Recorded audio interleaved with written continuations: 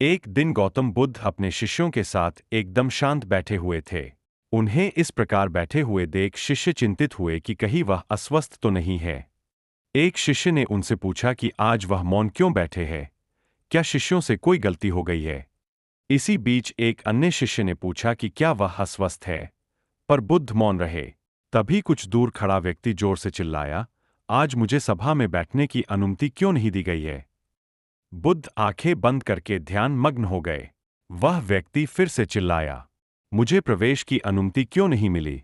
इसी बीच एक उदार शिष्य ने उसका पक्ष लेते हुए कहा कि उसे सभा में आने की अनुमति प्रदान की जाए। बुद्ध ने आंखें खोली और बोले, नहीं, वह अछूत है, उसे आज्ञा नहीं दी जा सकती। यह सुनकर शिष्यों को बड़ा आश्चर्य हुआ।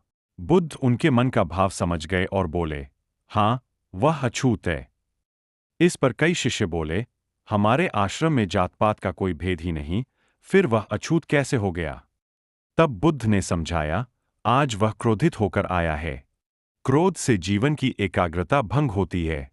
क्रोधी व्यक्ति प्राय मानसिक हिंसा कर बैठता है, इसलिए जब तक वह क्रोध में रहता है, तब तक अछूत होता है। इसलिए उसे कुछ समय एकांत में खड़े रहना चाहिए।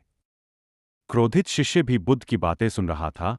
पश्चाताप की अग्नि में तपकर वह समझ चुका था कि अहिंसा ही मनुष्य का महान कर्तव्य व परम धर्म है। वह बुद्ध के चरणों में गिर पड़ा और कभी क्रोध न करने का प्रण लिया। शिक्षा आशय यह है कि क्रोध के कारण व्यक्ति अनर्थ कर बैठता है और पश्चाताप उसे बाद में होता है, जिसका कोई लाभ नहीं मिलता। इसलिए हमें क्रोध नहीं करना चाहिए।